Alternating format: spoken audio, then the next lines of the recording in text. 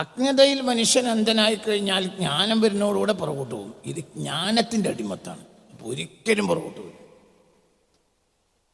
അവിടെയാണ് വിഷയം. ഇപ്പം നമ്മളെ സംബന്ധിച്ചിടത്തോളം നമ്മൾ നബിയെ വർണ്ണിക്കുന്നു, നമ്മളെ കവികൾ വർണ്ണിക്കുന്നു, നമ്മളും വർണ്ണിക്കുന്നു. ഈ കവികൾക്ക് അജ്ഞതയിലാണ് വർണ്ണിക്കുന്നത്. ഒരു ധാരണ മാത്രമാണ് അവർക്കുള്ളത്. അതേസമയത്ത് വേറൊരാൾ നബിയെക്കുറിച്ച് കുറ്റം പറഞ്ഞാൽ അവരെ മനസ്സ് പതറുകയും അവർ പുറകോട്ടുകയും ചെയ്യും. എന്തുകൊണ്ട്? വാക്വിലാസങ്ങളുടെ വർണ്ണന മാത്രമേ കവി നടത്തിയിട്ടുള്ളൂ. കവിക്ക് എന്തില്ല? അറിവില്ല, വെളിച്ചം കിട്ടിയില്ല. പിന്നെ എല്ലാവരും വർണ്ണിക്കുന്ന ഒരാളെ നമ്മളോട് വർണ്ണിക്കും. എല്ലാവരും വർണ്ണിക്കുന്ന ഒരു വ്യക്തിയെ നമ്മളും ധരിച്ചിട്ട് വർണ്ണിക്കും. പിന്നെ ആ വ്യക്തിയെക്കുറിച്ച് ചിലപ്പോൾ ശരിയായ ധാരണയോ തെറ്റായ ധാരണയോ കിട്ടാം. ഇപ്പം ഇവർ പുറകോട്ടുകയും ചെയ്യും. എന്തുകൊണ്ട്? ജ്ഞാനത്തിൽ നിന്നല്ല വർണ്ണന വന്നത്. നമ്മൾ പുറത്തിറങ്ങുന്ന പാട്ടുകളൊക്കെ വലിയ വലിയ പാട്ടുകൾ ഇറങ്ങുന്നുണ്ട്. പക്ഷേ ഈ പാട്ടുകളെ സംബന്ധിച്ചിടത്തോളം പാട്ടുകാർ തന്നെ നാളെ നിരീശ്വരവാദിയാവും. എന്തുകൊണ്ട്? അറിവിൽ നിന്നല്ല അവർ പാട്ട് എഴുതിയത്, ധാരണയിൽ നിന്നാണ്. കവിക്ക് അങ്ങനെയല്ല, കവി അറിവിൽ നിന്നാണിത് പറയുന്നത്. ഒരിക്കലും പുറകോട്ടൂല. എന്തിനാണ് ഈ അറിവ് എന്ന് പറയാ? എന്താ അറിവ്? അറിവ് എന്നതിൻ്റെ ഡെഫിനേഷൻ എന്താണ് അറിവ്? എന്താണ് അറിവ്? അറിയില്ലെങ്കിൽ ഞാൻ പറയാം എന്താണ് അറിവ്. അൽ ഇൽമു അൽ ഇഅ്തിഖാദുൽ ജാസിമു അല്ലദീ ലാ യഖ്ബലു തഗയ്യുറ. ഇതിനാണ് ഇൽമു എന്ന് പറയുന്നത്. അൽ ഇൽമു അൽ ഇഅ്തിഖാദുൽ ജാസിമു അല്ലദീ ലാ യഖ്ബലു തഗയ്യുറ ഫദാലിക അൽ ഇൽം. ഇതാണ് ഇൽമു. അർത്ഥം പറഞ്ഞുതരാം. അൽ ഇൽമു അറിവ് എന്നാൽ അൽ ഇഅ്തിഖാദു ഒരു വിശ്വാസമാണ്. അൽ ജാസിം കരുത്തുറ്റതും ഉറച്ചതുമായ വിശ്വാസമാണ്. ലാ യഖ്ബലു തഗയ്യുറ ഇനി ഒരു മാറ്റത്തിനും അത് തയ്യാറാവുകയേയില്ല. അതാണ് എന്ത്? അറിവ്. ശാസ്ത്രം, ഭൗതിക ശാസ്ത്രം ഒരിക്കലും അറിവല്ല. എന്തുകൊണ്ട്? അത് മാറ്റത്തിന് വിധേയമായിപ്പെട്ടുകൊണ്ടേയിരിക്കും. അലിഫ് ലാം മീം ദാലിക്കൽ കിതാബു ലാ റൈബ ഫീഹി. ഇത് അറിവാണ്, ഒരിക്കലും മാറ്റില്ല. മനസ്സിലാണ്ട് പറഞ്ഞു. വളരെ നമ്മൾ ഖുർആനിൽ നിന്ന് മനസ്സിലാക്കിയത് മാറാം. അത് അറിവല്ല, നമ്മുടെ ധാരണയാണ്. മനസ്സിലാക്കിയിട്ടുള്ള കഴിവാണ്. വളരെ വളരെ ചിന്തിക്കണം എന്ന് പറഞ്ഞാൽ ചിന്തിക്കണം. ലോകത്തെ ഏറ്റവും വലിയ മണ്ടത്തരം ഖുർആനെയും ശാസ്ത്രത്തെയും ലംഘിക്കലാണ്. ഭയങ്കരം. അത് ഈ ആധുനിക പണ്ഡിത വിദ്യാർത്ഥികൾ സമന്വയക്കാരൊക്കെ ചെയ്തു കൂട്ടിയ ഒരു വല്ലാത്ത ദുരന്തമാണ്. സമന്വയം എന്ന ഒരു ദുരന്തമാണ്. ഞാനവരെ കുറ്റം പറയല്ല, അവർ വളരെ ദുരന്തത്തിലേക്ക് പോണത്. ഇത് മുസ്ലിം സമുദായത്തിലെ യൂത്തിൻ്റെ മനസ്സ് മുഴുവനും അവർ മാറ്റും. കാരണം ഇത് തഗയ്യുറിന് വിധേയമായി കൊണ്ടേയിരിക്കും. അറിവ് മാറൂല, ധാരണകൾ മാറാം. അറിവ് മാറൂല. ഖുർആൻ എന്നത് അറിവാണ്. ആ അറിവിൽ നീ എത്തിയോ അറിയൂല. ഒരു ഖാദിയുടെ വിധിയും മറ്റൊരു ഖാദിയുടെ വിധിയും ഒരു വിഷയത്തിൽ രണ്ടാകാം. എങ്ങനെ ഒരു വിഷയത്തിൽ രണ്ട് ഖാദിയുടെ വിധി രണ്ടായത്? തൽസംബന്ധമായ ഖുർആനിൻ്റെയും ഹദീസിൻ്റെയും തീരുമാനത്തെക്കുറിച്ചുള്ള അയാളുടെ വീക്ഷണമാണത്. അല്ലാതെ എന്തല്ല, ഖണ്ഡിതമായ അറിവല്ല. അതുകൊണ്ട് മാറിക്കൊണ്ടേയിരിക്കും. ചില ആളുകൾ പറയും അത് ശരിയാത്താണ്, അത് ശരിയാത്ത നിയമമാണ്, അത് മാറ്റാൻ പാടില്ല. ഓക്കെ, സമ്മതിക്കുന്നു. പക്ഷെ അത് ശരിയാത്ത നിയമം നീ പറയുന്നതാണ് എന്ന് ആര് പറഞ്ഞു? അത് ഖണ്ഡിതമായി അള്ളാഹു പറഞ്ഞതാണെങ്കിൽ ശരി. പക്ഷെ ചില കാര്യങ്ങൾ ഖണ്ഡിതമായി പറയൂല. നീ അതിൽ ബുദ്ധി ചെലവാക്കി കണ്ടെത്തണം. അത് എന്താണ്? ചലനാത്മകമായ ഒരു സമൂഹത്തിൻ്റെ അസറ്റാണ്. അതുകൊണ്ടാണ് ഇസ്ലാം അങ്ങനെയാക്കി. ഇസ്ലാമിൽ ഖണ്ഡിതമായി പറഞ്ഞ കാര്യങ്ങൾ വളരെ കുറവായിരിക്കും. ബാക്കിയെല്ലാം ചിന്തകൻ കണ്ടെത്തേണ്ടതാണ്. അയാൾക്കുള്ള ടൂൾ ഇവിടെ കൊടുത്തിട്ടുണ്ട്. അത് വളരെ ചിന്തിക്കണം, വളരെ വളരെ ചിന്തിക്കണം. ചിലപ്പോൾ നമ്മൾ ധാരണകളാണ് ചില കാര്യങ്ങളെക്കുറിച്ചുള്ള നമ്മുടെ ധാരണയാണ്. ഖണ്ഡിതമായി പറഞ്ഞ കാര്യങ്ങൾ ഖണ്ഡിതം തന്നെയായിരിക്കും, അത് കൃത്യമായ അറിവാണ്. അതിൽ ആയാത്തു മഹ്കമാത്തുൻ ഹുന്ന ഉമ്മുൽ കിതാബ് വഉഖറു മുതശാബിഹാത്തുൻ. അതായത് ചില കാര്യങ്ങളുണ്ട്, അല്ല ചില കാര്യങ്ങൾ വ്യക്തമായി പറഞ്ഞിട്ടുണ്ട്, അത് അറിയുവാണ്, കറക്റ്റാ. അതേ സമയത്ത് വേറെ ചില കാര്യങ്ങളുണ്ട്, അതിൽ ആരാണ് കണ്ടെത്തേണ്ടത്? പണ്ഡിതൻ. ഇവിടെ പണ്ഡിതൻ കണ്ടെത്തുമ്പോഴുള്ള പ്രശ്നങ്ങൾ, ഒരു പണ്ഡിതന്റെ കണ്ടെത്തലും മറ്റൊരു പണ്ഡിതന്റെ കണ്ടെത്തലും രണ്ടാവും. ഇപ്പൊ ശരിയാത്ത് നിയമങ്ങളിൽ ഷാഫി ഇമാം കണ്ടെത്തിയതല്ല ഹനഫി ഇമാം കണ്ടെത്തിയത്.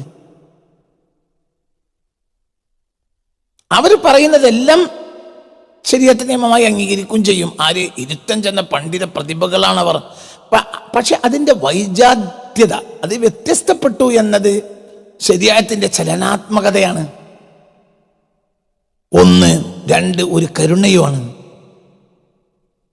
ചില കാര്യങ്ങൾ ഖണ്ഡിതമായി പറഞ്ഞാൽ അവിടുന്ന് പിന്നെ മാറാൻ കഴിയില്ല.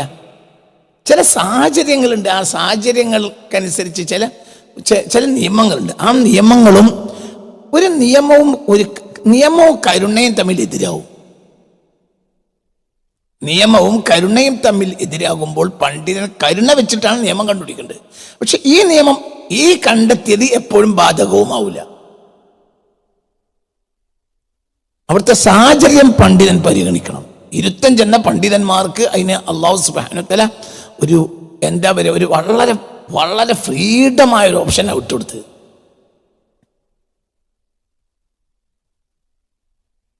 ഞാൻ കഴിഞ്ഞ കുറച്ച് സമയങ്ങളായി 1984, 85, 86 കാലഘട്ടത്തിൽ മുസ്ലിം സമുദായത്തിൽ വന്നിട്ടുള്ള ചില കാര്യങ്ങൾ, അതിനെക്കുറിച്ചുള്ള ഒരു പഠനം ഇങ്ങനെ നടത്താണ്. അക്കാലത്താണ് ശരിയായിട്ട് വിവാദം വരുന്നത്. അപ്പോൾ അതേക്കുറിച്ച് ഞാൻ പഠിക്കുകയാണ്, റിപ്പോർട്ട് പറയല്ല, ഞാൻ പഠിച്ചുകൊണ്ടിരിക്കുകയാണ്. എന്തുകൊണ്ട് എവിടെയായിരുന്നു അതിൻ്റെ മർമ്മം കിടക്കുന്നത് എന്നത് ആ വിവാദം മുസ്ലിം സമുദായത്തിലുണ്ടാക്കിയ പരിക്കുകൾ വളരെ വലുതാണ് എന്ന് ഞാൻ മനസ്സിലാക്കും. അതൊന്നും ഇപ്പം ഞാൻ തുറന്ന് പറയുന്നില്ല, പക്ഷെ എന്നാലും അത് വലിയ പരിക്ക് മുസ്ലിം സമുദായത്തിന് ഉണ്ടാക്കിയെന്നാണ് ഞാൻ മനസ്സിലാക്കുന്നത്. പക്ഷെ അതേ സമയത്ത് പൊളിറ്റിക്കൽ സൈഡിൽ നിന്ന് നോക്കുകയാണെങ്കിൽ അത് വളരെ മുസ്ലിം സമുദായത്തിന് വിന്നായി പോയ ഒരു സംഗതിയായിട്ടാണ് പൊളിറ്റിക്സിക്കൽ തോട്ട് വരിക. പക്ഷേ ഞാൻ മനസ്സിലാക്കിയിടത്തോളം മുസ്ലിം സമുദായത്തിന് ഇത്രയേറെ അപകടമുണ്ടാക്കിയ ഒരു വിവാദം അടുത്ത കാലഘട്ടത്തിൽ കഴിഞ്ഞ ഒരു നൂറ്റാണ്ടുകളിനുള്ളിൽ ഇന്ത്യൻ മുസ്ലിമീങ്ങളെ ഏറ്റവും അപകടപ്പെടുത്തിയത് ശരിയാത്ത് വിവാദമാണെന്നാണ് എൻ്റെ ധാരണ. ബീഗം ഷാബാനു കേസുമായി ബന്ധപ്പെട്ടത് അവിടെ പണ്ഡിതന്മാർക്ക് ശരിയാണോ തെറ്റാണോ പറ്റിയത് എന്നതിലാണ് എൻ്റെ പഠനം. കാരണം ഇത്ര പരിക്കുകൾ, അത് ശരിയായിരുന്നെങ്കിൽ ഇത്ര പരിക്കുകൾ വരാൻ പാടില്ല. പക്ഷെ അതിൻ്റെ പേരിൽ മുസ്ലിം സമുദായത്തിനുണ്ടായ പരിക്കുകൾ വളരെ വലുതാണ്. പണ്ഡിതന്മാർ എന്ന് പറഞ്ഞാൽ ചില പരിക്കുകളുണ്ട്, ആ പരിക്കുകളാണെന്ന് അപ്പോൾ മനസ്സിലാവില്ല. ആ പരിക്കുകൾക്ക് ശേഷമുള്ള ഒരു അരനൂറ്റാണ്ട്, ചിലപ്പോൾ 3/4 നൂറ്റാണ്ട്, ചിലപ്പോൾ 1 നൂറ്റാണ്ട്, ഈ നൂറ്റാണ്ടുകൾക്ക് ശേഷമാണ് ആ പരിക്കുകളാണെന്ന് മനസ്സിലാവും. ഇവിടെ ഞാൻ പറയാൻ കാരണം എന്താ? നിയമം ഒരിക്കലും ഖണ്ഡിതമായിരുന്നില്ല. നമ്മൾ ഖണ്ഡിതമാണെന്ന് ശഠിക്കുകയാണ് ചെയ്തത്. കേവലം നിയമങ്ങളല്ല, നിയമങ്ങളിൽ പണ്ഡിതന്മാർ പലതും പരിഗണിക്കണം. കാരുണ്യം പരിഗണിക്കണം, നീതി പരിഗണിക്കണം. നീതിക്ക് തന്നെ പല മുഖങ്ങളുണ്ട്.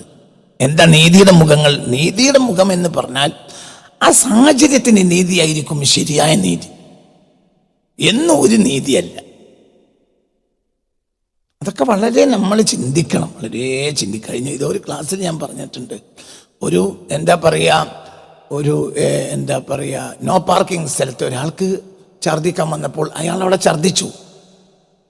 ആ പോലീസുകാരൻ ഇനി അയാൾക്ക് കേസ് എടുക്കുകയും ചെയ്യുക, കേസ് എടുക്കാതെ ഇരിക്കുക. കാരണം അയാൾ വണ്ടി നിർത്തി, ഛർദ്ദിക്കാൻ വന്ന ഒരാൾ, ഒരു യാത്രക്കാരൻ ഛർദ്ദിക്കാണ്, നേരെ മുന്നിൽ എന്തുണ്ട്? No parking. പക്ഷെ ആ നോ പാർക്കിംഗ് അവിടെ പരിഗണിക്കാൻ പറ്റില്ല. ഇയാളുടെ അണ്ണാക്ക് പൊട്ടിപ്പോവും, ഇയാൾക്ക് പിടിച്ചെടുക്കാൻ കഴിയില്ല. ചിലപ്പോൾ ഈ ഛർദ്ദിക്കേണ്ട സമയത്ത് ഛർദ്ദിച്ചില്ലെങ്കിൽ ജീവൻ പോകാൻ വരെ കാരണമാവും. അപ്പൊ ഒരു മനുഷ്യന് ജീവൻ നഷ്ടപ്പെടൽ അവിടെ സംഭവിക്കാം. പക്ഷെ നിയമത്തിനെതിരാണ് ചെയ്തത്. ഈ നിയമത്തെ അവിടെ പരിഗണിക്കേണ്ടത് എന്ത് വെച്ചിട്ടാണ്? ഇനി അവിടെ പരിഗണിക്കേണ്ടത് അതിലൊരു കാരുണ്യത്തിന്റെ സൈഡുണ്ട്. ആ കാരുണ്യത്തിന്റെ സൈഡ് നോക്കാതെ ഈ നിയമത്തെ ഇത് ഖണ്ഡിതമായ നിയമമല്ല, എപ്പോഴും അങ്ങോട്ടും കൊണ്ട് മാറ്റണം. നമ്മൾ ശരിയാത്ത നിയമങ്ങളെന്ന് പറയുന്ന പല കാര്യങ്ങളും യഥാർത്ഥത്തിൽ ശരിയാത്ത നിയമങ്ങൾ തന്നെയാണോ എന്ന് പരിശോധിക്കണം. അത് പണ്ഡിതന്റെ കണ്ടെത്തലാണ്. അതിനേക്കാൾ ശരിയായ ഒരു ശരിയെ, ഇത് ശരിയല്ലേ, ശരിയാണ്, പക്ഷെ അതിനേക്കാളും വലിയ ശരിയുണ്ടാവും. പണ്ഡിതന്മാർ ശരിയാത്തിൽ ഖുർആൻ ഹദീസിൽ കണ്ടെത്തുന്നത് ശരിയല്ലേ, അർഹതയുള്ളവർ കണ്ടെത്തിയത് 100% ശരിയാണ്. പക്ഷെ അതിനേക്കാളും വലിയ ശരി ഇല്ല എന്ന് പറയരുത്. അതിനേക്കാളും വലിയ ശരി, അതിനേക്കാളും വലിയ ഒരാൾ വന്നാൽ കണ്ടെത്തും. ചില കാര്യങ്ങൾ നമ്മൾ ഇരുമ്പൊലൊക്കെ ആക്കി മാറ്റി, അതുകൊണ്ട് വലിയ പരിക്കുകൾ സംഭവിക്കും. പൊളിറ്റിക്സിന് ചിലപ്പോൾ അത് വളരാനുള്ള ടൂള് കിട്ടിയേക്കാം. പൊളിറ്റിക്സിനെ സംബന്ധിച്ചിടത്തോളം അതിജീവനാണ് ആവശ്യം. മതം അങ്ങനെയല്ല. മതം എന്ന് പറഞ്ഞാൽ കേവലം പൊളിറ്റിക്കൽ അതിജീവനമാണ് മതം എന്നാണ് നമ്മൾ ഒരു നൂറ്റാണ്ടായി മനസ്സിലാക്കിയിട്ടുള്ളത്. ഒരു നിലക്ക് പറയുകയാണെങ്കിൽ വേൾഡ് പൊളിറ്റിക്സ് ഇസ്ലാമിയത്തിന് പുറകോട്ടടിച്ചു. പണ്ഡിതന്മാർക്ക് ഇതിനെ മറികടക്കാനോട്ട് കഴിഞ്ഞതോ ഇല്ല. ഇന്ന് നമ്മൾ ഇസ്ലാമിയത്ത് എന്ന പേരിൽ കേൾക്കുന്നതിൽ പലതും പൊളിറ്റിക്കൽ താല്പര്യങ്ങളാണ്, അത് ഇസ്ലാമല്ല. ഒരു അന്വേഷകന്റെ ഒരു സ്വാതന്ത്ര്യങ്ങൾ എനിക്ക് തരണം, ഞാൻ അന്വേഷിക്കാണ്. ഇതെല്ലാം കൊടുത്തില്ല എന്നാണ് എൻ്റെ കണ്ടെത്തൽ. അത് മുസ്ലിം സമുദായത്തിന് വലിയ പരിക്കുണ്ടാക്കി. അങ്ങനെ ആയിരുന്നില്ല അതിൽ വേണ്ടിയിരുന്നത് എനിക്ക് തോന്നുന്ന. ഞാൻ തീരുമാനം പറഞ്ഞിട്ടില്ല, പക്ഷെ പിന്നീട് പറയും. ഞാൻ പഠിക്കുകയാണ്. അതിൽ ബന്ധപ്പെട്ടവരൊക്കെ വലിയ വലിയൊരു ആയിരിക്കും. കളിക്കളത്തിൽ മറഡോണക്കും പിഴക്കും, അതേസമയം ഗാലറിയിൽ ഇരിക്കുന്നവന് പിഴക്കൂല. മനസ്സിലായില്ല? പെലെക്ക് പിഴക്കാം. ഫുട്ബോൾ ലോകം കണ്ട ഫുട്ബോൾ ഇതിഹാസമാണ് പെലെ. പെലയെ മറികടക്കുന്ന ഒരു ഫുട്ബോൾ ഇതിഹാസം ഇന്ന് വരെ വന്നിട്ടില്ല എന്നാ ചരിത്രം. അപ്പൊ ഈ പെലക്കും ചിലപ്പോൾ കളിക്കളത്തിൽ പിഴക്കും, ഗാലറി ഇരിക്കുന്നവൻ പിഴക്കൂല. അവൻ ജീവിതത്തിൽ ഒരിക്കൽ പോലും അവന്റെ കാലുകൊണ്ട് പന്ത് തട്ടിയിട്ടേ ഇല്ല, എന്നാലും പിഴക്കൂല. നമ്മൾ ചരിത്രത്തെ ഗാലറിയിൽ കാണാം. അവിടെ നമ്മൾ കൃഷ്ണൻ നായരാവണത്. നമ്മൾ സാഹിത്യഭാര ഫലം എഴുതാണ്. മനസ്സിലായോ പറഞ്ഞത്? നമുക്കതിന് അവകാശമുണ്ട്. നിരൂപകൻ തന്നെയാണ്. നിരൂപണം ഒരു ശാസ്ത്രമാണ്, നോവലല്ല. നോവൽ എഴുതേണ്ട ആവശ്യം നിരൂപകനില്ല, എഴുതാൻ കഴിയൂല. പക്ഷെ നിരൂപകൻ പറയുന്നത് നോവലിസ്റ്റ് അംഗീകരിച്ചേ മതിയാവും. ഇതൊക്കെയാണ് സത്യങ്ങൾ. ആ ഒരു പരസ്പരം നിരൂപകന്റെ അഭിപ്രായങ്ങളെ, ശുദ്ധമായ അഭിപ്രായങ്ങളെ നോവലിസ്റ്റ് പരിഗണിച്ച് മുന്നോട്ട് പോകാനാണ്. അപ്പോഴാണ് ഊതിക്കാച്ചിയ പൊന്നു പോലെയുള്ള അതിമനോഹരമായ നോവലുകൾ പുറത്തു വരിക. അത് സമൂഹത്തിന് ഉപകരിക്കുകയും ചെയ്യും. വിജയൻ തന്നെ പറയുന്ന ഒരു സ്ഥലം ഖസാക്ക് ഇതിഹാസത്തിൽ ഞാൻ വായിച്ചിട്ടുണ്ട്. മറാഠി നോവലായ ബംഗർവാഡിയുടെ കോപ്പിയടിയാണ് ഖസാക്കിന്റെ ഇതിഹാസം എന്ന് 1990കളിൽ ഒരു ചർച്ച വന്നിട്ടുണ്ട്. അതിന് വിജയൻ പിന്നെ ഒരു പുസ്തകം കൊണ്ട് മറുപടി എഴുതി. പുസ്തകം ഖണ്ഡശയായിട്ട് മാതൃഭൂമിയിൽ എഴുതിയ ഭാഗങ്ങൾ പിന്നീട് പുസ്തകമായി. അതാണ് ഇതിഹാസത്തിന്റെ ഇതിഹാസം. അപ്പൊ അതിൽ വിജയൻ പറയുന്നുണ്ട്, ഒരിക്കൽ മാതൃഭൂമി അയാൾ അയച്ചു കൊടുത്ത ചെറുകഥകൾ മാതൃഭൂമി പ്രസിദ്ധീകരിക്കാതെ തിരിച്ചയച്ചു. അങ്ങനെ 2-3 തവണ സംഭവിച്ചപ്പോൾ പിന്നെ അയാൾക്ക് എഴുതാനേ കഴിഞ്ഞില്ല. അന്ന് അയാൾ തഞ്ചാവൂര് കോളേജ് ലെക്ചറാണ്. അദ്ദേഹത്തിന് പിന്നെ റെയിൽ പാളത്തിൽ പോയി ഒറ്റയ്ക്കിരിക്കും, എഴുതാൻ കഴിയില്ല. അങ്ങനത്തെ ഒരു അവസ്ഥ വിജയന് വന്നത് വിജയൻ പറയുന്നുണ്ട്. അപ്പൊ പിന്നെ അങ്ങനെയൊക്കെ സംഭവിക്കണം. അതിൽ നിന്ന് പുതിയ പുതിയ പുതിയ തോട്ടുകളിലേക്ക് എത്തിച്ചേരും. അപ്പോൾ കേരളം കണ്ട ഏറ്റവും വലിയ എഴുത്തുകാരനായി അവരൊക്കെ മാറിയില്ലേ. അപ്പൊ ഈ നിരൂപണത്തിൻ്റെയും പിന്നെ സൃഷ്ടിയുടെയും ഇടയിലുള്ള ഒരു കാര്യം, നിരൂപണത്തിന്റെ സ്വാതന്ത്ര്യം അനുഭവിക്കുന്ന വേണം. അത് ആര് ആണെങ്കിലും അതാര് തന്നെ എഴുതിയതാണെങ്കിലും, എന്താ പറയുക, എത്ര വലിയ എഴുത്തുകാരൻ എഴുതിയതാണെങ്കിലും, രവീന്ദ്രനാഥ ടാഗോറിനെ പോലെ ഇന്ത്യ കണ്ടിട്ടുള്ള അത്രയും വലിയൊരു ജീനിയസായ കവി എഴുതിയതാണെങ്കിലും നിരൂപണം നടത്താൻ നിരൂപകന് അവകാശമുണ്ടായിരുന്നു. ആ നിരൂപണത്തെ ചിലപ്പോൾ നമുക്കിപ്പോൾ നടത്താൻ ഈ സൃഷ്ടിയുടെ 100 കൊല്ലം കഴിഞ്ഞിട്ടായിരിക്കും ഈ നിരൂപണത്തിന് നമുക്ക് അവസരം ഉണ്ടാവുക. എന്നാലും അത് അംഗീകരിച്ചേ മതിയാവും. ഞാൻ നിരൂപണം നടത്തുന്നത് മരിച്ചുപോയ ആളുകളെയാണ്. അതുകൊണ്ട് ഞാൻ അവരെ കുറ്റപ്പെടുത്താൻ ഉദ്ദേശിക്കുന്നുമില്ല. അതേ സമയത്ത് അത് സമൂഹത്തിലുണ്ടാക്കിയ പരിക്കുകൾ വളരെ വലുതാണ്. ഇതിൽ നിന്നൊക്കെ ഞാൻ കണ്ടെത്തുന്ന ഒരു കാര്യം, ഒരിക്കലും മതം പൊളിറ്റിക്കൽ ടൂളിന് വേദിയാകരുത് എന്നുള്ളതാണ്. അത് മതം തകരും. അതിന് മുന്നോട്ട് പോകണം. ചിലപ്പോൾ അത് പൊളിറ്റിക്കൽ താല്പര്യത്തിന് ഗുണകരമായിരിക്കും, ചിലപ്പോൾ പൊളിറ്റിക്കൽ താല്പര്യത്തിന് വിരുദ്ധമായിരിക്കും. അവർക്കൊരൊറ്റ ബാധ്യതയേ ഉള്ളൂ, ഒറ്റ ബാധ്യത. പണ്ഡിതൻ തന്നെ രാഷ്ട്രത്തിന്റെ താല്പര്യത്തോട് പോലും നീതി പുലർത്തേണ്ട ബാധ്യത ഉണ്ടാവില്ല. അയാൾ സ്വതന്ത്രനായിരിക്കണം. കാരണം രാഷ്ട്രത്തിനും പിന്നെ തിരുത്തേണ്ടി വരും. രാഷ്ട്രത്തിന് തിരുത്തണമെങ്കിലും പണ്ഡിതൻ സത്യസന്ധമായ വിജ്ഞാനം മുന്നോട്ട് വെക്കണം. രാഷ്ട്രത്തിന് തിരുത്തേണ്ടി വരും. നിങ്ങൾക്ക് പറഞ്ഞാൽ മനസ്സിലായില്ല. രാഷ്ട്രത്തിന്റെ നിയമങ്ങൾക്ക് വരെ ആർക്കെതിരാകാം? ആർക്കെതിരാകാൻ പറ്റില്ല? പണ്ഡിതനെതിരാകാം. പണ്ഡിതന് രാഷ്ട്രത്തിന്റെ ബാധ്യതയോ ഇല്ല. എന്തുകൊണ്ട്? രാഷ്ട്രത്തിന്റെ ചില തീരുമാനങ്ങൾ തെറ്റായിരിക്കും. ഇത് തെറ്റാണെന്ന് തെളിയിക്കണമെങ്കിൽ കാലം ധാരാളം എടുക്കാൻ പാടില്ല. കാലം ധാരാളം എടുത്താൽ ആ രാഷ്ട്രം തന്നെ തകർന്നു. പക്ഷെ പണ്ഡിതൻ കാലത്തിനും അപ്പുറത്ത് പണ്ഡിതൻ സഞ്ചരിക്കും. കാലത്തിന് സെക്കൻഡ് മിനിറ്റ് മണിക്കൂർ കഴിഞ്ഞിട്ട് വേണം കാലത്തിനെത്താൻ. 1 നൂറ്റാണ്ട് കഴിഞ്ഞിട്ട് രാഷ്ട്രം എത്തുന്നിടത്ത് സെക്കൻഡിന്റെ ഉള്ളിൽ പണ്ഡിതനെത്തും. അപ്പോഴാണ് പരിക്കില്ലാതെ രാഷ്ട്രത്തെ രക്ഷപ്പെടുത്താൻ കഴിയുക. അതാണ് കാലത്തിൻ്റെയും അപ്പുറത്തേക്ക് ചിന്തകൻ സഞ്ചരിക്കുന്നത്. അതിനൊരു അനുവാദം നമ്മൾ കൊടുക്കണം. അത് മനസ്സിലാക്കാനുള്ള സാഹചര്യം അപ്പോൾ ഉണ്ടായിട്ടുണ്ടാവില്ല. അപ്പം അയാൾ കരിങ്കാലിന്ന് എല്ലാവരും വിളിക്കും, ചീത്ത പറയും, തല്ലെറിയും, ഒക്കെ പണ്ഡിതൻ സഹിക്കണം. എന്തുകൊണ്ട്? പക്ഷെ പിന്നീട് 100 വർഷം കഴിയുമ്പോൾ വളരെ വ്യക്തമായി ജനങ്ങൾക്കത് ബോധ്യപ്പെടും. എന്നാൽ ഇയാളെ ജനം സ്വീകരിച്ചിട്ടില്ലെങ്കിൽ അന്നത്തെ അപകടം ആ സൊസൈറ്റിക്ക് വരൂല. സ്വീകരിച്ചിട്ടില്ലെങ്കിലോ ആ അപകടത്തിലേക്ക് വീണു. ഇതൊക്കെ സത്യമാണ്.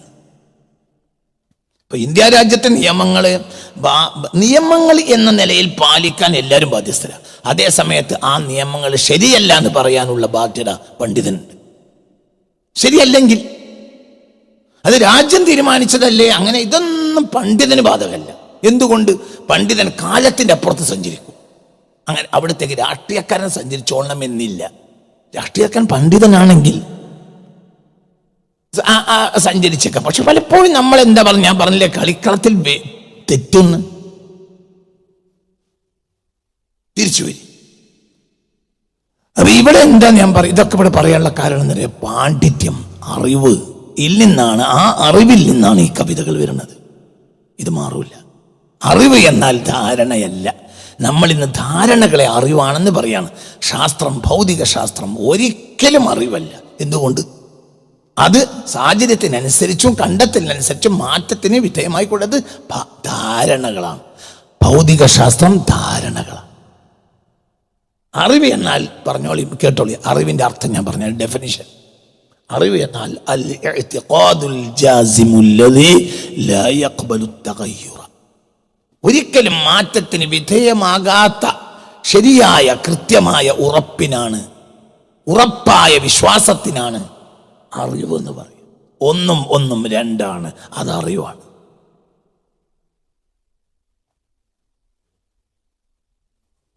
മാറൂല, ഒരിക്കലും മാറൂല.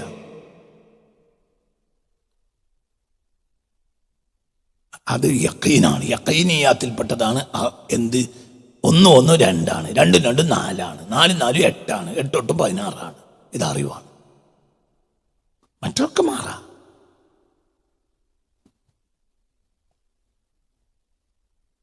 വളരെ കൃത്യമാണ്. അതിൽ കൂടുതൽ സംസാരിക്കേണ്ട ആവശ്യമില്ല.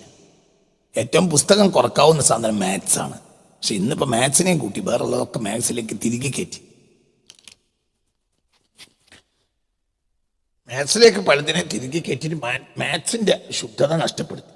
മാത്സ് എന്ന് പറഞ്ഞാൽ വളരെ കൃത്യമാണ്. അതിന് ഏറ്റവും കുറഞ്ഞ പുസ്തകവും മതി. ഏറ്റവും കുറഞ്ഞ പുസ്തകം മതി മാത്സിന്. കാരണം എന്തുകൊണ്ട്? യഖീനിയാത്താണ്. യഖീനിയാത്ത് എപ്പോഴും കുറവായിരിക്കും. പിന്നെ അതിലേക്ക് റന്നിയത്തിനെ കടത്തി കൂട്ടി കിട്ടും. പക്ഷെ അടിസ്ഥാനം മാത്സ് എന്ന് പറഞ്ഞാൽ സത്യമാണ്, ഒരിക്കലും മാറൂല. അത് ഇൽമുമാണ്. ഒന്നും രണ്ടാണ്. അത് ഇൽമാണ്, അറിവാണ്. അതേസമയത്ത് സർ ഐസക് ന്യൂട്ടൻ പറഞ്ഞിടത്തുനിന്ന് എത്ര വട്ടം നമ്മൾ ശാസ്ത്രം മാറ്റി മാറ്റി പറഞ്ഞു.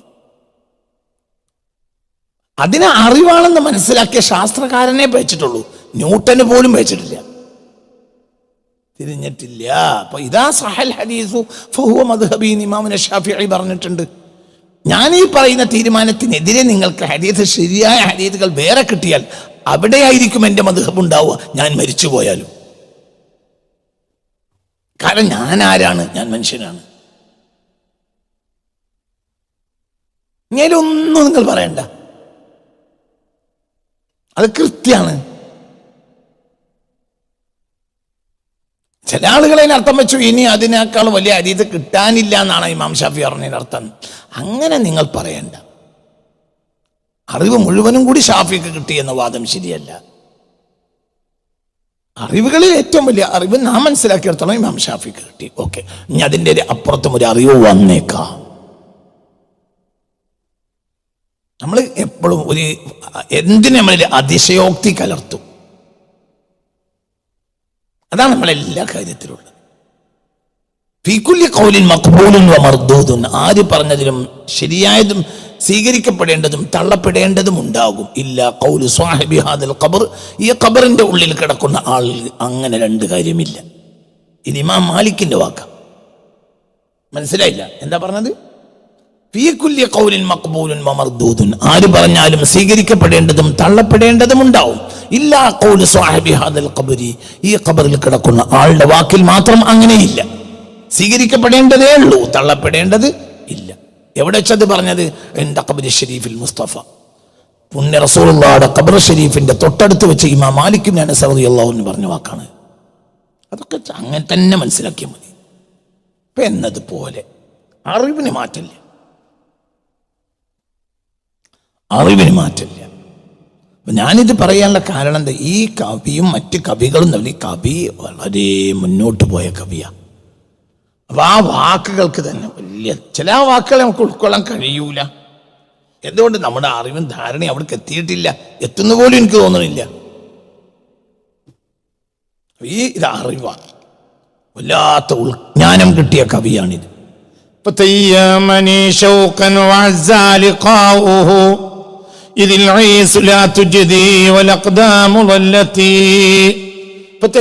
എന്നെ അടിമപ്പെടുത്തി ഈ മുഹമ്മദ് സ്വല്ലല്ലാഹു അലൈഹി വസല്ലം ഷൗഖൻ, പ്രേമത്താൽ, വഅസ്സ ലിഖാഉഹു, ആ ആളെ കണ്ടുമുട്ടുക എന്നത് വളരെ പ്രയാസമുള്ള കാര്യമാണ്.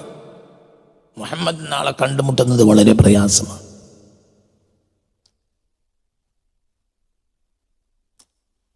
നബിയെ കണ്ടുമുട്ടാന്ന് വല്ലാത്ത പ്രയാസം.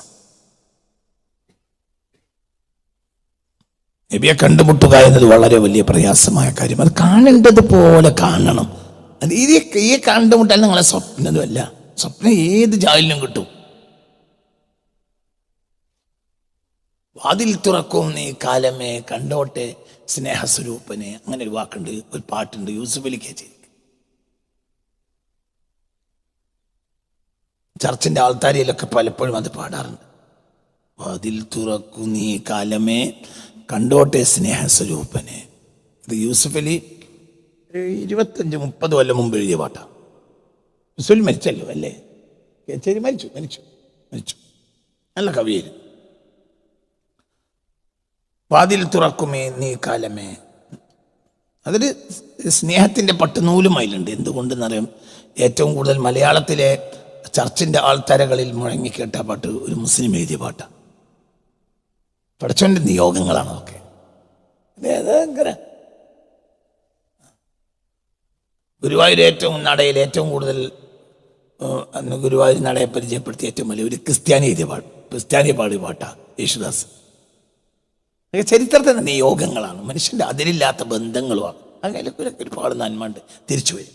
അപ്പോൾ ഈ പറയുന്നത് വാതിൽ തുറക്കുന്നു ഈ കാലമേ കണ്ടോട്ടെ സ്നേഹസ്വരൂപനെ എന്ന് പറയുന്നത് യേശുവിനെ പറ്റിയാണ്. അതായത് വാതിൽ തുറന്ന് പുറകോട്ട് പോവുകയാണ് കവി. അപ്പൊ കവിക്ക് എത്ര വാതിൽ തുറക്കണം?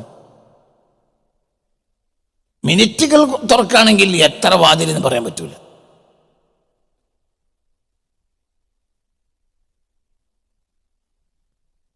ദിവസങ്ങൾ എന്ന് പറഞ്ഞാൽ 2000 × 365. മണിക്കൂറുകൾ എന്ന് പറഞ്ഞാൽ 2000 × 365 × 24. മിനിറ്റുകൾ എന്ന് പറഞ്ഞാൽ 2000 × 365 × 24 × 60. സെക്കൻഡുകൾ എന്ന് പറഞ്ഞാലോ 2000 × 365 × 24 × 60 × 60.